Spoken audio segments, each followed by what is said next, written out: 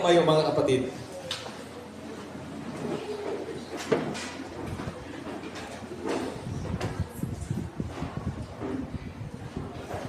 Okay. Buksan po natin ating mga Bible sa Philippians chapter 3. Simulan natin ang pagbasa sa verse 10 hanggang verse 11.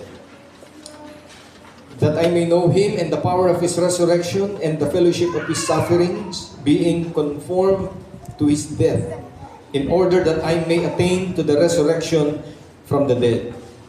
Upang makilala ko siya at ang kapangyarihan ng kanyang pagkabuhay na maghuli at ang paikisama ng kaniyang mga kahirapan, na ako'y natutulad sa kaniyang pagkamatay. Verse 11.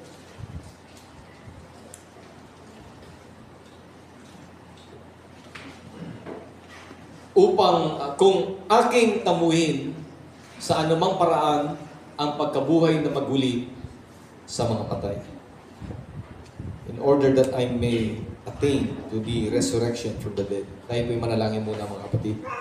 Salamat Panginoon sa inyong salita. Salamat po sa buong sanlinggo, sa pag-iingat at sa pagkatagpo mo sa aming pangailangan. Ngayon po, dadako kami sa pakikinig ng iyong salita, sa mensaheng mapapainggan po namin ngayon, na babaunin namin sa panibagong sanlinggo na aming kakaharapin. Salamat po Panginoon sa iyong biyaya at sa espiritual na pagpapalang nakalaan sa araw na ito. Bless your words, your message para sa bawat sa amin. Inaangkin namin, tinatanggap namin ito ng may kaamuhan. Bukas ang aming tainga na makinig, ang aming puso upang ito ay aming damhin at isa pamuhay. At dalangin namin Panginoon na walang anumang maging hadlang samantalang kami po ay nakikinig sa iyong mga salita. Sa iyo ang kapurihan ng pasasalamat, ang mataas na pagkilala at pagpaparangal. In Jesus' name we pray. Lahat magsabing, thank you, Jesus. Amen. Makakapuna po kayo.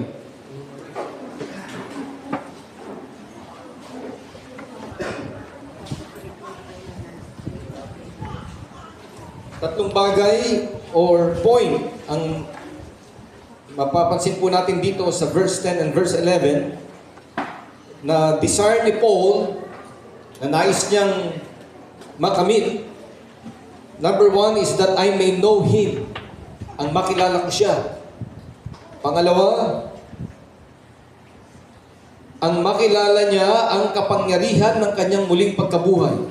The power of His resurrection. At yung pangatlo ay ang pakiki-isa sa kanyang pagdurusa. Or the power of His suffering. So, tatlong bagay. Sino sa atin ang gustong magkaroon ng malalim na pagkakilala sa ating Panginoon? Lahat po tayo, dapat i-desire po natin yan. Kung paanong ninanais natin, dinidesire natin na magkaroon tayo ng malalim na pagkakilala sa isang mahalagang tao sa buhay po natin. Kagaya ng ating asawa o yung ating mga man sa buhay. Dapat din nating i-desire. Lalo't higit sa lahat ay i-desire natin ang pagkakaroon ng malalim na pagkakilala sa ating Panginoon Kristo. Bakit? Dapat tayo magkaroon ng malalim na pagkakilala sa Kanya. Kasi nababasa lang natin siya through the Bible. Hindi naman natin siya na-meet personally. Diba? Hindi natin siya nahawakan. Hindi natin nakita yung kanyang mukha. So meron lang tayong Bible na binabasa natin na sinasalaysay kung sino siya. Okay. Sa ilan, ang ating Panginoon Kristo ay isang kwento lang. Sa ilan, siya ay laman lamang ng isang aklat, matandang aklat, na kagaya nga nitong Biblia. Sa ilan, siya ay isang bahagi lamang ng kasaysayan. Pero sa atin, higit pa siya sa mga bagay na binanggit. Higit pa siya sa isang personalidad. Higit pa siya sa isang kwento. Higit pa siya sa isang bahagi ng kasaysayan sa mundong ito. Higit pa siya ron, mga kapatid. Dahil ang ating Panginoon Kristo ay may kaugnayan sa pag-iral ng mundong ito at siya'y may kaugnayan sa kaligtasan ng bawat isa sa atin. Kaya kinakailangan, mga kapatid, na makilala natin siya ng gusto. Sino ba siya? At yun ang desire ni Paul.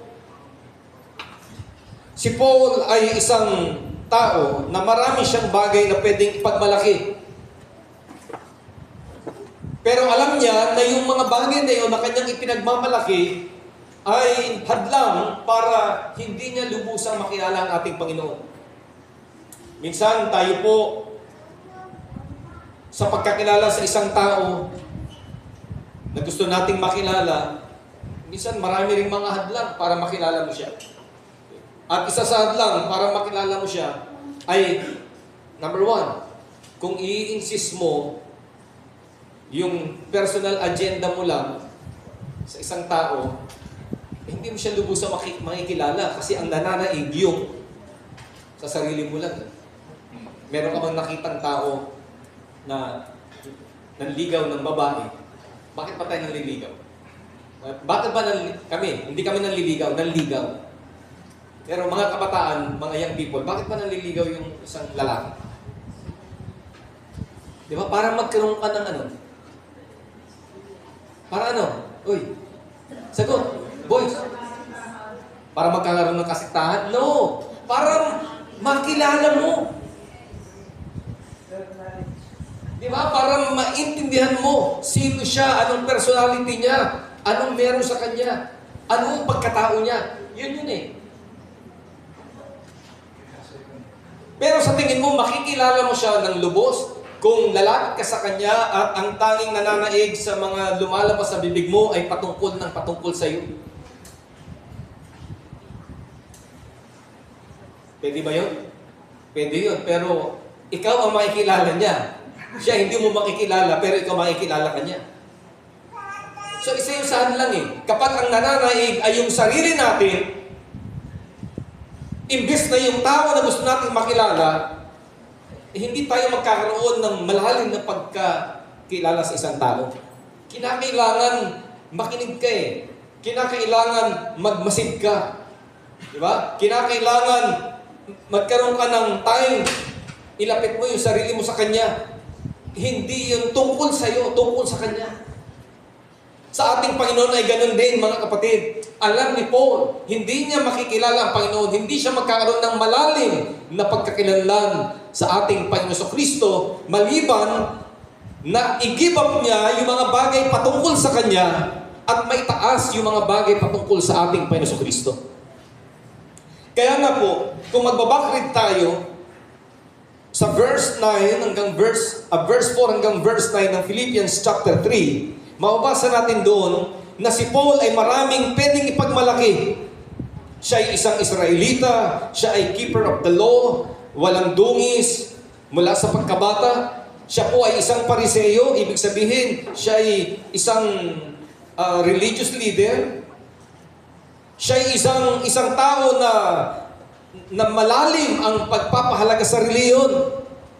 Pero lahat ng ito'y itinuring niyang walang kabuluhan upang magkaroon siya ng malalim na pagkakilala sa Panginoon. Kasi yung mga bagay na yun na kanyang pinagmamalaki ay hadlang sa pagkakilala sa Diyos. Hadlang. Yung mga personal achievements po natin, yung mga titulo po natin, yung mga personal desires po natin, yung mga bagay na pinapahalagahan natin, minsan hadlang yan o kadalasan hadlang yan sa pagkakilala natin sa ating Panginoon. Kaya alam nyo, nakaka-bless, may mga kapatiran tayo, doktor. Diba? Pero, pag nasa fellowship sila, hinuhubad nila yung pagka-doktor nila eh. Hindi mo nga, yung iba nga, hindi mo makilatis na, ay, doktor pala yun. Di ba, meron anak ng pastor na doktor? Pero, bugoy-bugoy lang, nandun sa, kasama sa fellowship. Nakikipag-mingle, nakipag-usap, wala kang makikitang, parang, ang yabang nito parang siya yung nagsasalita, siya yung nagmamanipulate, dahil siguro, yung kanyang pagmamalaki sa kanyang atingin. Pero hindi.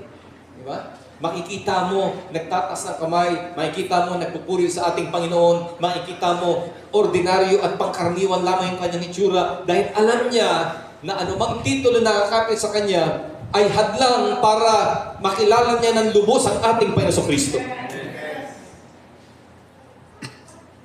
So kagaya ni Paul, isinat aside niya yung mga bagay na yun. Yung mga achievements na yun, yung mga titulo na yun. Ano ang dahilan niya? That I may know Him and the power of His resurrection and the fellowship of His suffering. It's not about us, it's about Him.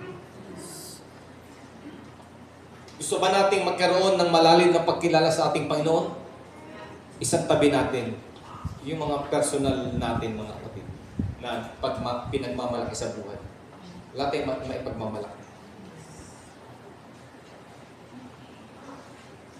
Minsan, may mga tao na self-righteous. Ako naman ay religyoso. Ako naman ay hindi nakakalimot. Nananalangin ako. Hindi naman ako gumagawa ng masama. Hindi naman ako nanlalamon ng kapwa. Wala naman akong inapakan. Sa madaling salita, sinasabi niya, siya ay mabuting tao. Pero even our self-righteousness, ang sabi ng Bible ay yung katuwiran natin, isang maruming basahan sa ating Panginoon. Wala tayo na ipagmamalaki sa Kanya. At kung katuwiran ang pag-uusapan, ay si Pablo siguro masasabi natin matuwid na tao eh. Can you imagine 613 or 619 laws? Pag pinag-aralan mo yung Old Testament, hindi naman yan 10 Commandments lang eh. Napakaraming provision dyan eh. Kung sinabi niya rito ay blameless siya, wala siyang kapintasan pagdating sa batas, ibig sabihin na fulfill niya yung 613 laws na yun. Gaano katuwid yung taong ito? Pero ano sabi ni Paul? Basura ito. Hadlang ito. Hindi ko pwedeng itaguyod, i-establish ang sarili kong katuwiran, ipagmalaki, sapagkat hindi ko makikilala ng lubos ang ating Panginoon Kristo. So sabi niya, that I may know Him. Anong klaseng pagkakilala ang dinidesire ni Paul? Anong klase? That I may know Him. Kagaya ba ng pagkakilala natin sa isang tao? Nagaya ng binanggit ko kanina, siya ay isang pangalan lang. Siya ay isang pangalan lang. Magbigay tayo isang halimbawa. Sino ba yung mga sikat na tao sa panahon natin? Huwag na tayo lumayo. Dito na si San Pablo. Give me a name. Yung kilala. Amante. Ba't naman sa dami ng pinili nyo, amante pa? Ay, Kilala. Okay. Sino nakakilala kay Mayor? Amante. Siguro kahit bata kilala, di ba? Okay. Kilala nyo siya saan? Sa pangalan. Kasi kung sa loob ng 30 plus years, siguro 30 years, narinig na natin amante, yung mga bata pinanganak dito siguro amante na eh. Hanggang lumaki ka, amante. Nakikita mo dyan, amante. Pero, kilala mo lang siya sa pangalan. Or maaaring sa mukha, kilala mo siya. Pero personally, gaano mo siya kakilala? Hanggang doon lang, pangalan, larawan, narinig, personalidad, celebrity sa San Pablo. Pero personally, hindi mo siya lubos na kilala. Maliban lang kung nakasama mo siya. Meron ba rito nakasama niya ng personal si Mayor? Wala? Alam mo ba kung paano siya magalit? Alam mo ba kung ano yung kinaiiritahan niya? Alam mo ba kung ano yung paborito niya? So, wala tayong personal knowledge patungkol sa kanya. So si Paul, yun yung desire niya sa ating Panginoon. Narinig niya ang pangalan ng ating Panginoon. Gaano kasikat ang ating Panginoon? Sa loob ng 3.5 year ng kanyang ministry, sikat na sikat ang ating Panginoon. Maaring narinig na ito ni Paul. Imposibleng hindi niya narinig. Kasi Pharisee siya eh. Pinag-uusapan nila ito. Mayroong isang lalaki na mula sa tribu ni Juda na sumisikat sa ating panahon, na yung lalaki ito ay nagpapagaling, gumagawa ng himala. Eh mga kapatid, kapag ikaw ay gumawa ng himala, eh sisikat ka sa panahon na yun. Kagaya ng mga albularyo sa panahon natin, di ba? Sikat sila. Dinadala yung mga tao doon sa kanila. Kahit pa, Cavite pa yun. Di ba? Nalalaman, nababalitaan.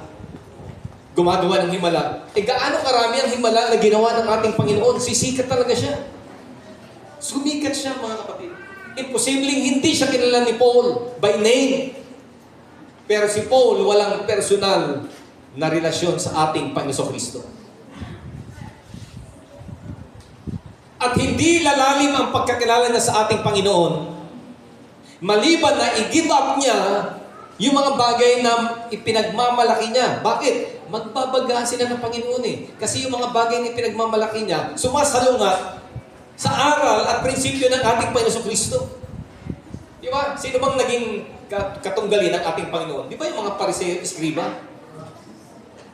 Kung hindi niya i-give up yung mga bagay na yon, there's no way na makilala niya ng lubos ang ating Panginoon Kristo dahil ang itatayo niya lang ay yung mga bagay na dati niya nang tinanggap. At yun ang problema, hindi lamang ni Paul, kundi ng bayan ng Israel. Kaya nga, ang sabi ng Bible sa John, He came into His own, but His own received Him not. Dumating siya sa sarili niyang bayan, pero hindi siya tinanggap ng kanyang sariling bayan. Kaya nga, ang desire ni Paul sa Israel ay maligtas sila. Bakit? Kasi reliyoso silang tao. Pero ang nangyari, ipinilit nilang itayo yung kanilang sariling paniniwala, yung kanilang sariling katuwiran, at nireject nila ang ating Panginoon Kristo. Kaya sabi ni Paul, lahat na ito'y tinuring kong dumi.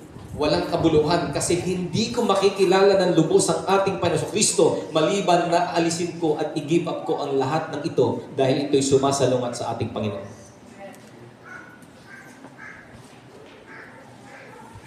Are you willing to give up yung mga bagay na sa iyo'y mahalaga? Willing ka ba? Handa ka bang i-give up yung mga bagay na ipinagmamalaki mo?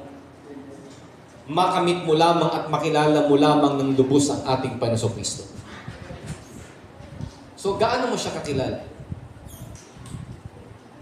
Tandaan natin, you can only know Him if you will draw nigh to Him. Kung lalapit ka sa Kanya, makikilala mo siya. Huwag kang sumunod sa Panginoong Kristo sa malayuan. Marami mga tao kasi sumusunod sa Panginoon pero nasa malayo eh. Parang si Pedro, di ba? Dininay niya ang ating Panginoon tapos nandudul lang siya nakatanaw sa malayo. Minamasdan ang ating Panginoon. Maraming mga sumusunod sa ating Panginoon sa panahon natin ngayon, wala silang personal connection sa ating Panginoon. Nasa malayo sila. Para makilala mo siya, lumapit ka sa Kanya. Tandaan natin, meron tayong kinakailangang gawin para mapalapit sa Kanya. Ano yun? Resist the devil and he will flee from you. Pangalawa, ano ang sabi ng Bible? Magpakumbaba. Di ba? Because God resisted the proud, but He gives grace to the humble. Lumapit ka sa Diyos at siya'y lalapit sa iyo. Maliban na tayo'y lumapit, hindi po tayo magkakaroon ng personal na pagkakilala sa Kanya. Hindi natin siya makikilala ng lubos. Ngayon, paano tayo lalapit sa ating Panginoon? Basic na ito, madalas, maraming beses nang binabanggit sa atin. Ang Diyos kasi lapit lang ng dasal. Paano tayo lalapit sa Kanya? Sa anong paraan tayo mapapalapit? Only through prayers. Whosoever shall call upon the name of the Lord. There's no other name under heaven given among men. Walang ibang paraan kundi ang tumawag ka sa ating Panginoong Kristo. Hanapin mo siya. Saliksikin mo siya. Tumawag ka sa Kanya. At siya'y lalapit sa iyo. Hindi niya papahiyain yung mga taong sa Kanya'y lumalapit. At hindi siya magbibingi-bingihan doon sa mga taong lumalapit sa Kanya nang may pagpapakumbaba. Draw near to Him with a humble heart. Kanina nabanggit yung approach His throne boldly. Diba, lumapit ka ng mayroong boldness. Ano ba yung boldness doon? Ayun nga, naipaliwanag kanina. Sa paglapit natin sa Kanya, according to the book of Hebrews, anong paraan ng paglapit? Having our hearts sprinkled with what? Water. At meron tayong pure conscience. Meron tayong malinis na budhi. Kasi hindi tayo makalapit sa Panginoon kung meron mga hindrances. May mga hadlang.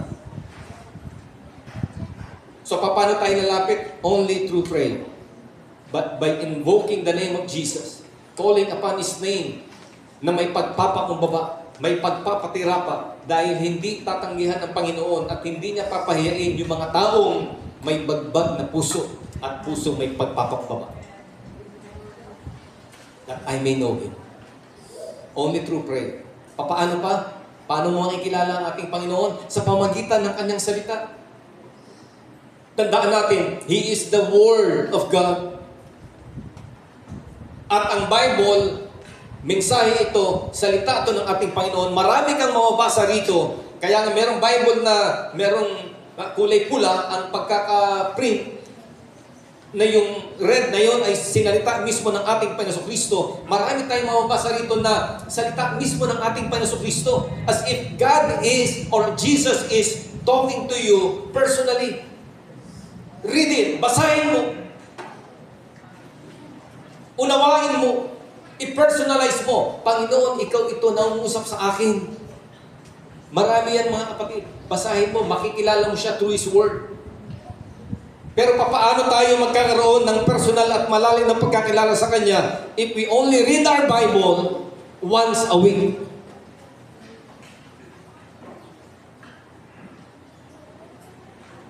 Naalala ko noon, uso pa yung mga letter-letter. Sino ba naka-experience niyan? Sumusulat-sulat pa. Yung mga love letter. Masarap ba basahin yung love letter? Masarap ba basahin? Nakakatanggap pa ba kayo ng love letter, mga dalaga? Hindi na? Wala na tanggap? Sprite? Hindi ka pa nakatanggap ng love letter? Bigla namula si Sprite ko. Ba't ka namumula? Ha? Si Fiona? Wala na nakakatanggap ng love letter niyo? Text na lang? Chat na lang?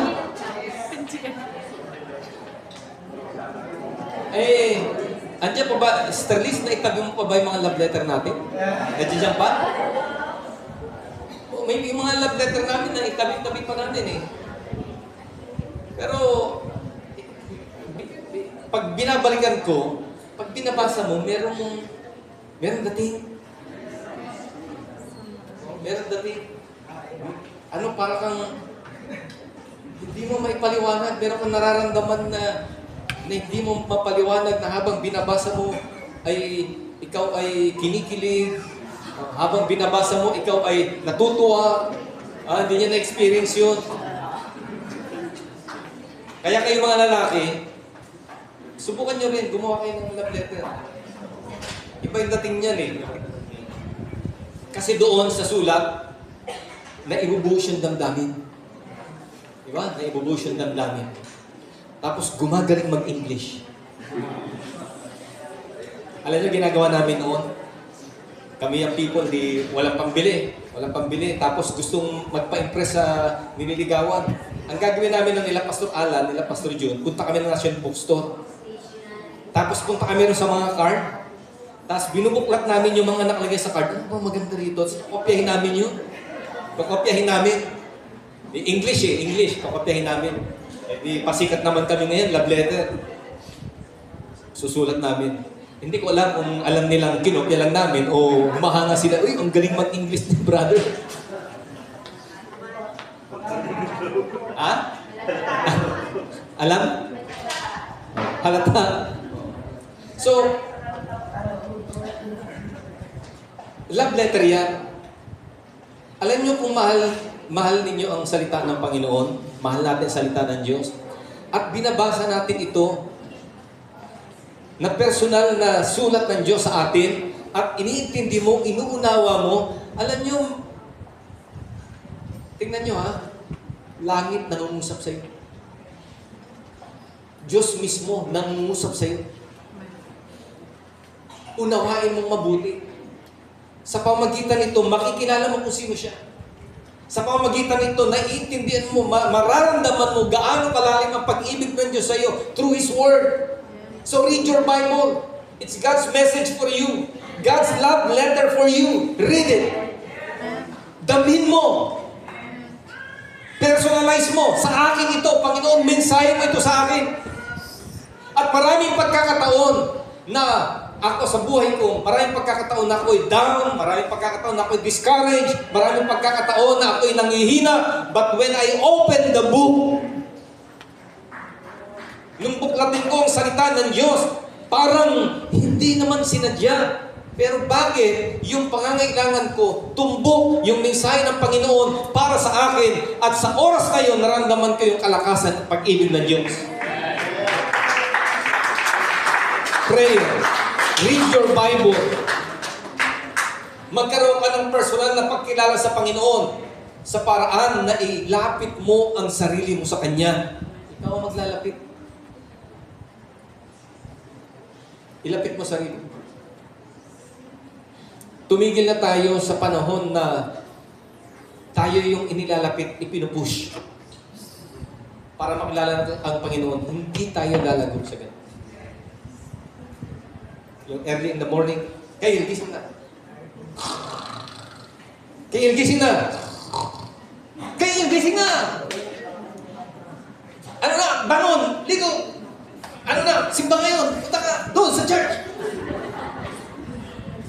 Bata pa lang, mga bata pa lang, ganun na kami. Daya, gising! May samba ngayon! Oo, ganyan na, punta na siya. Maya-maya, nandun pa rin.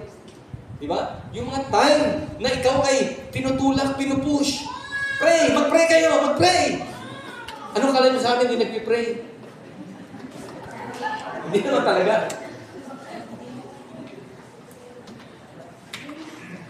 Dumating tayo sa time na hindi na tayo ipupush. Ilapit mo ang sarili mo. Ilapit mo ang sarili mo. May pananagutan ka sa sarili mo. Pagdating sa relasyon mo sa Diyos, huwag mong iasa sa tao. Huwag mong iasa sa magulang mo. Tayo mga magulang, meron tayong obligasyon sa ating mga anak. Yes, i-push natin sila. Pero ang main goal natin, matuto sila sa sarili nila na ilapit nila ang sarili nila sa Diyos. Tama? That I may know Him. Makilala nila mismo, personally, sa sarili nila, ang Panginoong Jesucristo. Pangalawa, the power of His resurrection. Nakafocus tayo dun sa resurrection, di ba? Pag binasa natin yung phrase na ito, that I may know Him and the power of His resurrection. But resurrection is just a result. Resulta yun. Hindi yun ang dapat nating alamin kasi resulta yun. Pero ano ang pinagmulan ng resurrection? What is the power of His resurrection? Sino ang nagbangon sa Kanya? Ano ang nagbangon sa Kanya mula sa libingan? Huwag tayo mag-focus sa resurrection kasi result yun. Ano yung dapat nating maintindihan? Ano dapat yung malaman natin? Ano ang dahilan ng muling pagkabuhay? Ano yun? Kung ang Espiritu na nagbuhay sa Kanya mula sa mga patay ay siya ring Espiritu nananahan sa atin. So it's all about the power of the Spirit. Pwedeng makilala mo ang Panginoon sa pangalan niya. Pwedeng maintindihan mo na siya'y merong kapangyarihan. Na siya'y gumagawa ng himala. Na siya'y nagpapagaling. Pero maliban na maranasan mo ang kapangyarihan ng Espiritu Santo sa buhay mo, hindi sapat yung pagkakilala lang sa Kanya. At maraming ganyan sa panahon po natin. Kilala nila ang ating Panginoon, naririnig nila ang Kanyang kasikatan, alam nila kung ano meron sa ating Panginoon Kristo, but they never experience the power of the Spirit. Yun yung kailangan natin. Kasi God is Spirit. Ang Diyos ay Spirit. Huwag tayo mag-focus lamang doon sa mga kababalaghan. Huwag tayo mag-focus doon lang sa mga magagandang bagay na pwede nating makamit, mga material na bagay. Makilala natin ang Diyos kapangyarihan ng Kanyang Espiritu. Ano ba ang Holy Spirit? Di ba power yan? Kaya nga power of resurrection.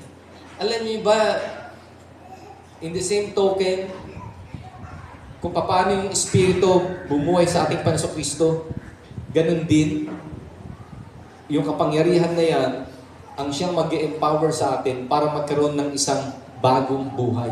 Without the Holy Spirit, we cannot do it. Kaya kailangan natin ng kapuspusan ng Espiritu Santo. Dapat yun yung maging goal natin. Panginoon, maramdaman ko ang presensya mo. Panginoon, maramdaman ko yung lakas na hindi nanggagaling sa akin, kundi lakas na nanggagaling sa iyo. Panginoon, dumating ako roon sa point ng buhay ko na yung mga bagay na hindi ko kayang i-give up, ay ma-give up ko, hindi sa lakas ko, kundi sa kapangyarihan sumasa akin. Alam niyo ba, kapag dumating sa iyo yung Espiritu Santo, may mga bagay hindi mo paliwanag. Yung mga bagay na hindi mo kayang gawin, magagawa. Yung mga bagay na kinatatakutan mo, lalakas yung loob mo. Yung mga bagay na pinagdududahan mo, magiging panatag ang kalooban mo. Kapag dumating sa iyo ang Espiritu Santo. Bigyan ko kayo ng isang halimbawa. Bakit?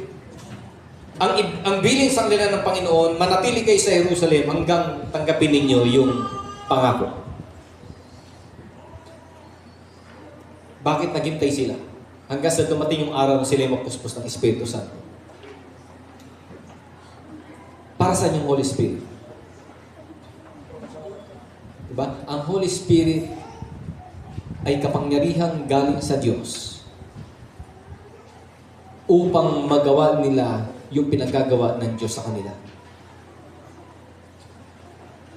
Kaya nung nasaksiyan natin sa Book of Acts, nung bumaba ang Holy Spirit sa kanila, nagkaroon sila ng boldness to preach. Nangaral sila. Alam nila yung resistance. Alam nila yung kakaharapin nila na pag-uusig na persecution. Pero nagkaroon sila ng tapang. Pinagbawalan sila. Kinulong sila. Hinagupit sila. Pero ano sabi nila? Masusundin namin ang Diyos kaysa tinig ng tao. Anong meron sa kanila? Yung ginawa ng ating Panginoon na mga himala ay ginawa din nila. At yung mga bagay na noon ay kahinaan nila ay naging kalakasan nila through the Holy Spirit. Kaya nga kung meron tayong desire or hangarin na makamit sa buhay, ito ay makilala natin ang Panginoon sa kapangyarihan ng Kanyang muling pagkabuhay. Yung tayo ay mapuspos ng Espiritu Santo.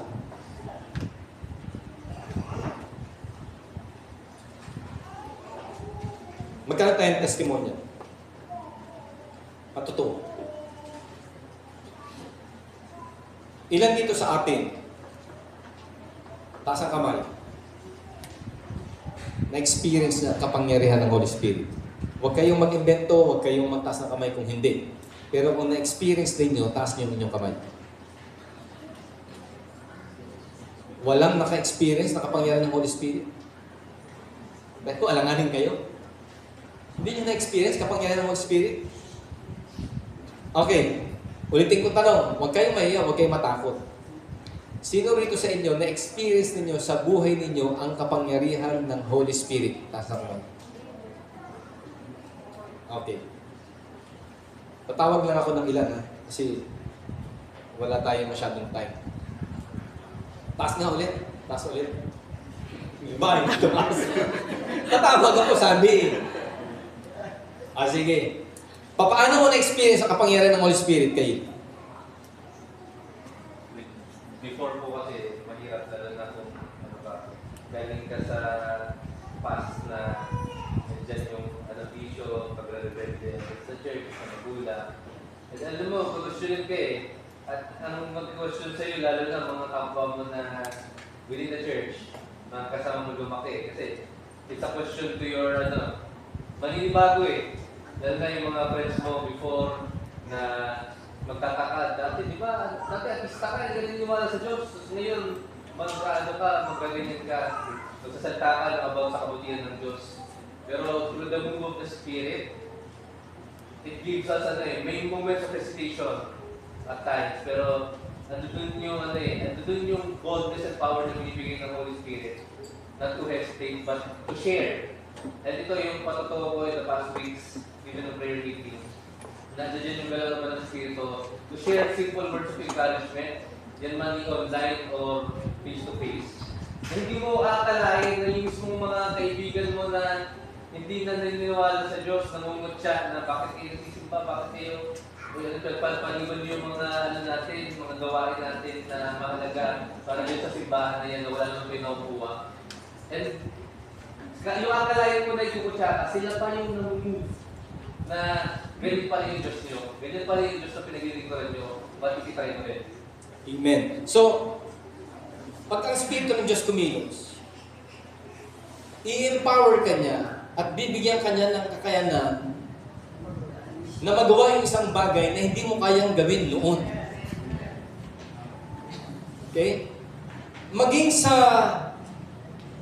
yung mga bisyo. Pastor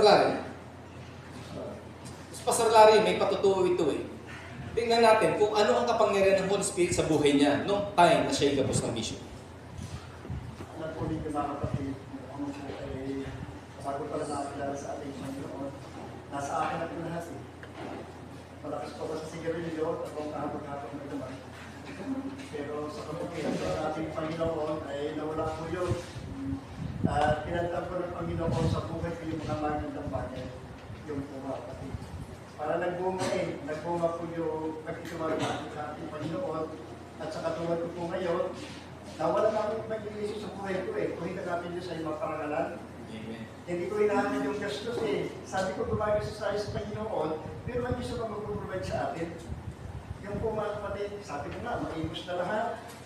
Na itulong sa Panginoon eh, sa gawa ng ating sa gawain sa church. Pero ang Diyos, libre kang pinagyan ng ating Panginoon, yung kalakasan natin mga kapatid. Amen. Hindi niya magagawa yun sa sarili lang niya.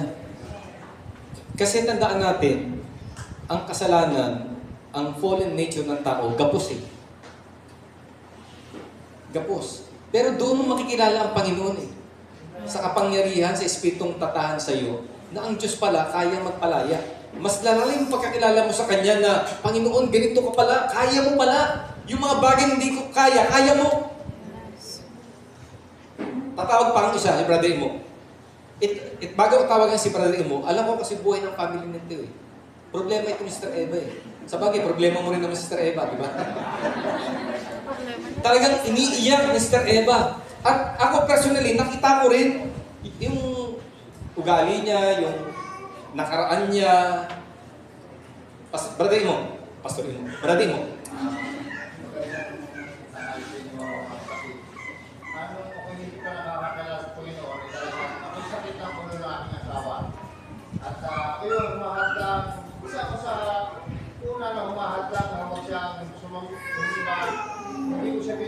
pamasahe para makasimba siya. Pero kasi yung patuloy na pagkalilipod ng aking asawa sa Panginoon, kahit wala siyang pamasahe, nakikisabay siya kay Brother June para siya ay makasimba.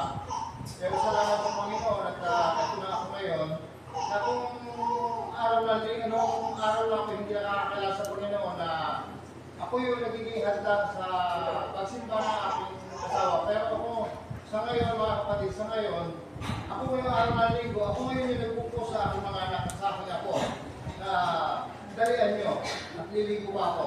Dahil pusimba ngayon. Na kasi sila pinauuna ko na maligo sila para ako yung huli. Dahil ako yung madaling maligo. At ako yung kahuli-huli yung maligo na pag ako nakaligo na, gusto ko, bihis na lahat yung aking mga anak at saka yung aking mga apo at diretso na kami dito. At nagpapasalamat ako sa Panginoon yung aking talagang vision, sabi nga ng Brother Larry. Kung puno si Brother Larry sa vision, mas puno ang aking vision. Nung gusto nga si Brother Larry, hindi nakakakin kung anong klase ng drugs. Pero nasa akin lahat, walang vision, hindi ko natikman. Pero salamat sa Panginoon. At Amen. ko lahat. Amen. Okay. Ito yung point. That I may know Him and the power of His resurrection. Resurrection is about newness of life. Tandaan natin ito Kristiyano. Resurrection is about newness of life. Kaya dito, hindi tayo nag-iinarte-arte at nagkikisay-kisay at nagtatalon-talon. Dahil hindi yan ang ebidensya na binago ka ng Diyos. Service, revival service, may bisitang Amerikano. Kasi gano'n. Altar call, lapit sa altar. Hindi yan newness of life. Ang newness of life, hindi natin sinasabing hindi mangyayari yun. Pwedeng mangyari yun. Pero ang newness of life, makikita mo pag umuwi ng bahay yan. Naghuhugas siya ng pinggan. Pag umuwi yan ng bahay, alam nyo, ang galang niyan sa nanay at tatay. Nay, tay, mano po? Ang bait niyan. Yung may newness of life, hindi batugan. Nagkukusa. Alam niyo, sinasabi ko ito ng may boldness kasi na-experience ko yan. Na-experience ko rin yan, yung mga talagang binago ng ating Panginoon.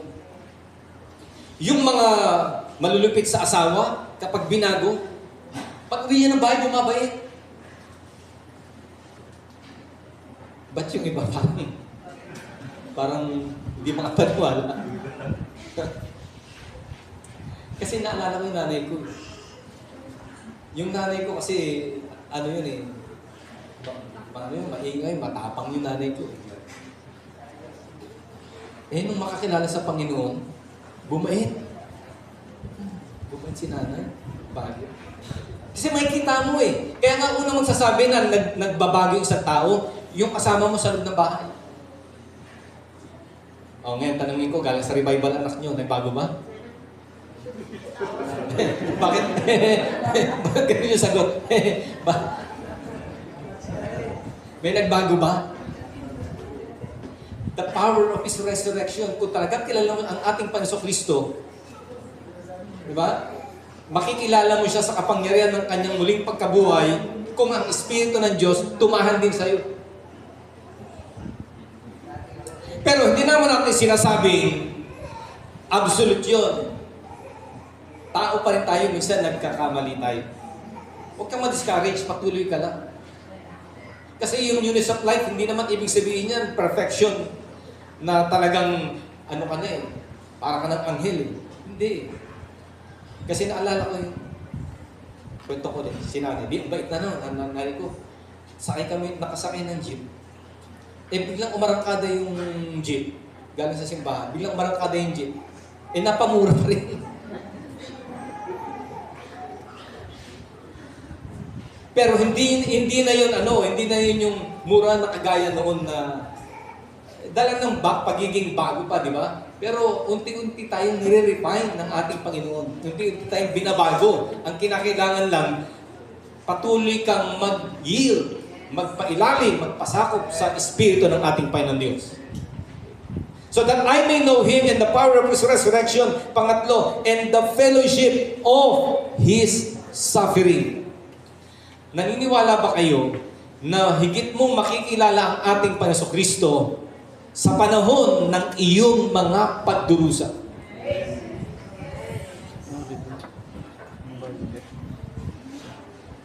Alam mo, higit mong makikilala ang isang kaibigan kapag dumaan na kayo sa trouble. Pag dumaan na kayo sa trouble. Halimbawa, kasama mo si Calyonso. Naglalakad kayo dyan sa palengke. Biglang pinagtulungan kayo. Tapos, karipas ako ng takbo, iniwan ko si Calyonso. Nandun ako sa malayo, binamasdan ko, binubugbog si Calyonso. Walang kwenta kung ano. Doon nakilala ni Brother Leonzo na si pastor ay hindi tunay na kaibigan. Nang-iiwa.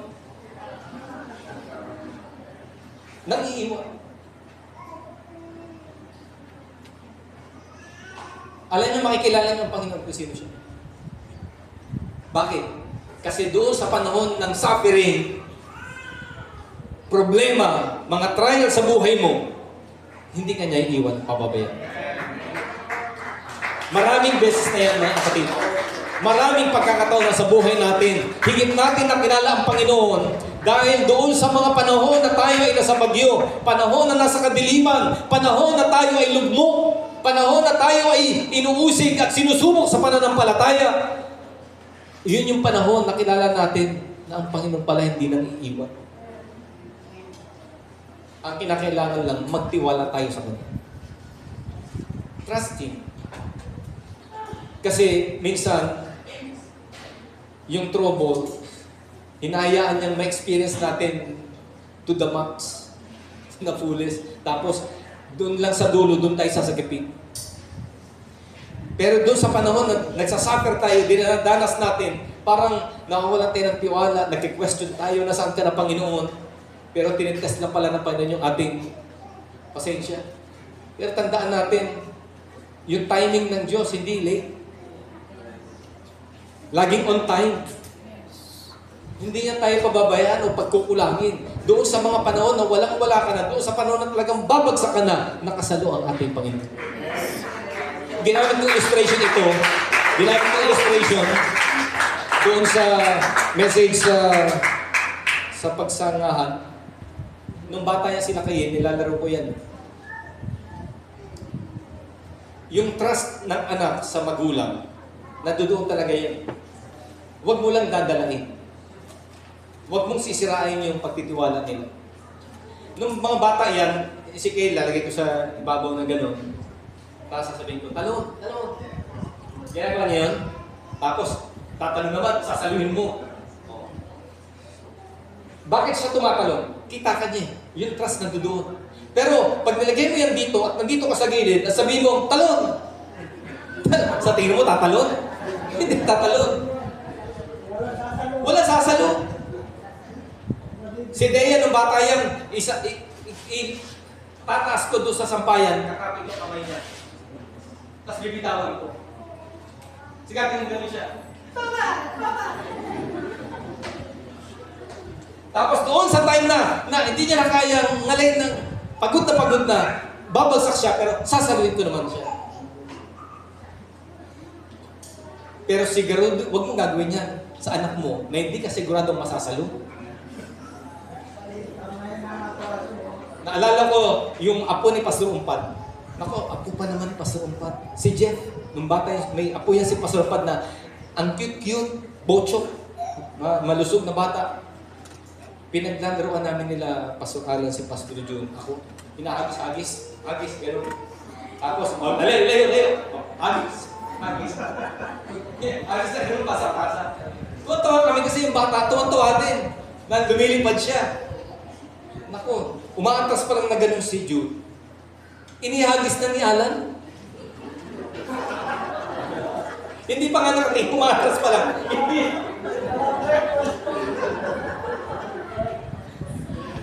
Lagapak yung bata sa sahig. Iyak yung bata. Hindi namin paano patitigilin, maririnig yung pasanumpad. Naku, si pasanumpad. Kung tatakpan yung bibig, anong gagawin? Kasi yung bata nangisay eh.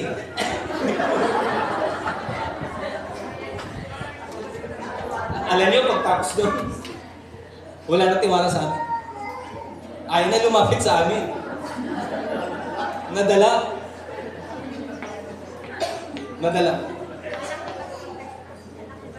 Ha? Yung mga anak ng mga pastor ngayon, na pastor na. Meron pang isang bata dyan.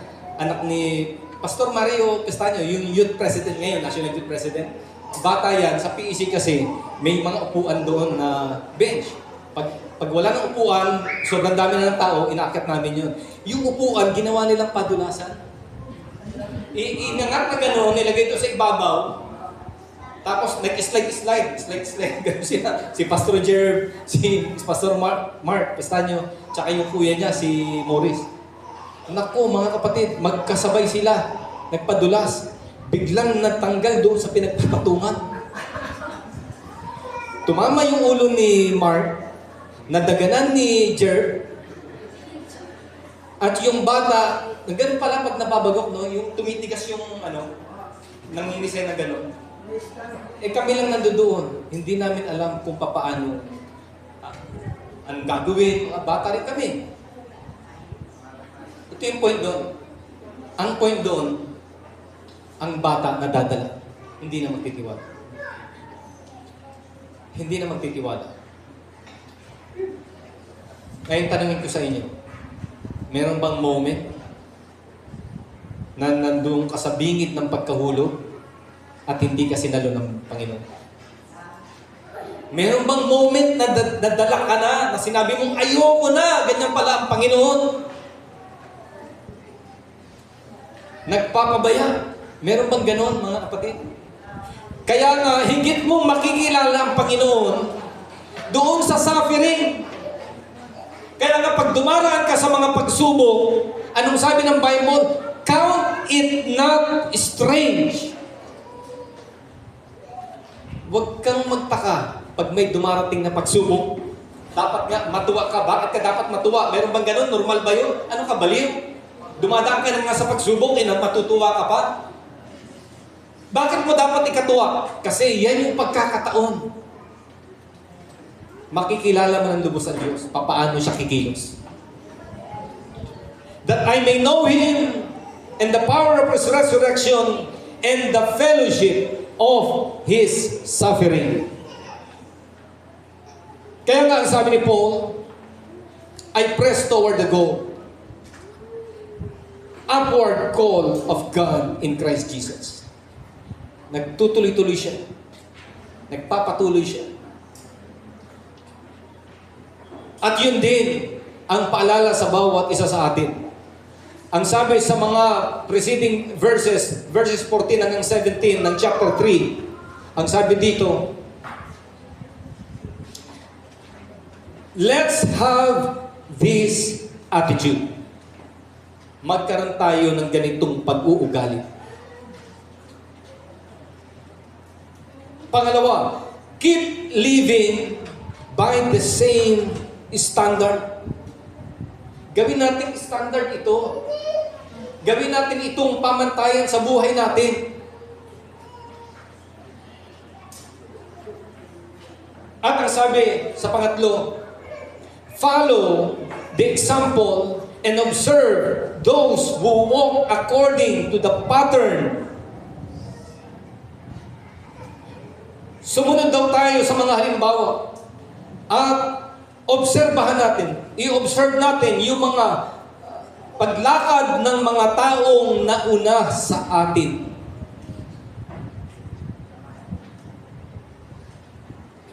Magkaroon tayo ng ganito pag-ugal, lahat tayo. Kilalanin ang Panginoon, that I may know Him and the power of His resurrection and the fellowship of His suffering. Magkaroon tayo ng ganitong pag-ugal. Magkaroon tayo ng standard. Gawin natin standard ito. Ito ang dapat. At ang sabi doon, sundan natin yung halimbawa at yung paglakad ng mga taong nauna sa atin. So mga young people, masdan ninyo yung halimbawa ng mga nauna sa inyo. Tayong mga matatanda, masdan natin yung buhay ng mga apostol. Yung buhay ng mga mananampalataya noong unang panahon. Paano sila namuhay. Masalamat nga tayo. Hindi tayo namuhay sa panahon nila. Matindi at masalimot ang pinagdaanan nila sa kanilang pananampalataya. Pero ngayon, nasa atin ang kalayaan. Ngayon, nasa atin ang kaluwagan. Ngayon, komportable tayo eh. Komportable tayo. Nung mga panahon, hindi nyo nakita yun. Iba sa inyo, mga bata pa siguro, iba, hindi nyo na-witness. Nung mga panahon, na walang bintana ang bahay-sambahan. Kasi nung sinalukayan, wala pang bintana nun. Yung dati, yung sa Balagtas. Nilagyan na lang namin yun.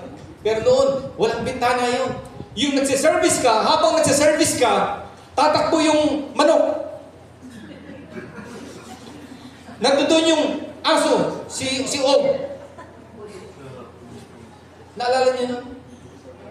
Noong mga time, na habang nag-preach ka, biglang lalagabog yung bubong. Plat! Laglag yung mangga. Noong mga time, na ang instrumento mo, ikaw na yung magpe-preach, ikaw din yung tutugtog. Salamat kay Brother Arsi. Kaya hindi natin malilimutan yan. Yung mga time na ang practice nyo lang, ang time nyo lang mag-practice ay yung linggo na mismo na yun. Oh, ito, natin. Tapos bahala na yung song leader. Mabuti naman, yung mga song leader natin noon, talagang ganun lang. Mga song leader natin noon, sila Sister Melinda, Sister Lisa, Sister Baby, Sister Rosan. Sila yung mga song leader noon. Pero ano ang setup natin noon? Manila paper, ang ating doon natin sinusulat ang ating mga kanta. Then nagkaroon tayo ng projector, yung projector noon na overhead. Na nilalagyan mo, magpapaprint ka pa ng acetate, tapos isasalang mo doon. High-tech na yun noon. Yung mga time ng ating sound system ay pupugak-pugak.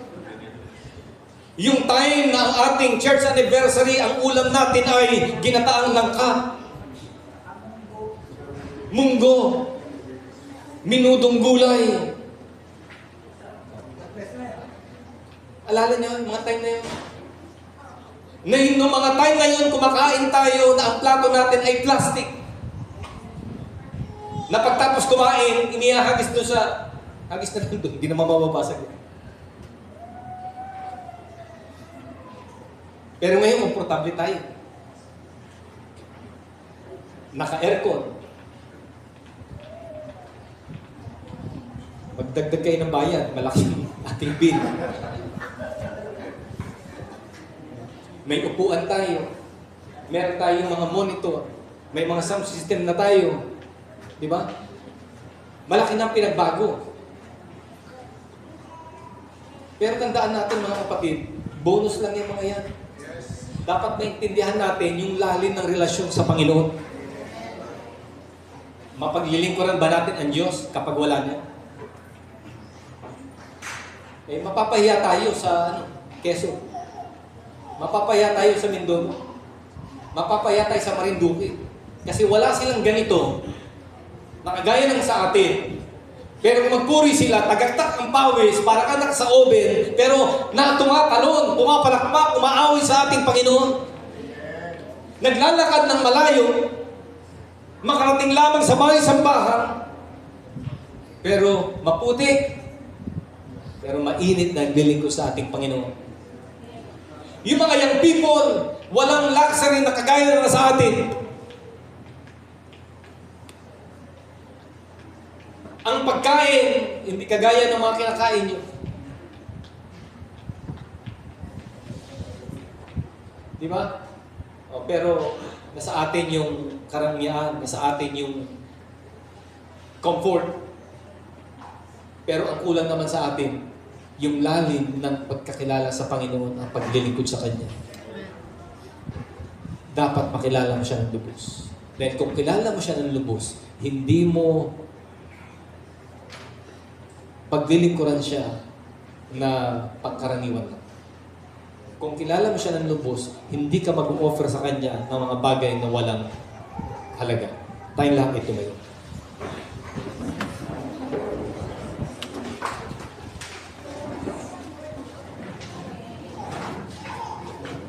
Oh, thank you, Lord. That I may know Him.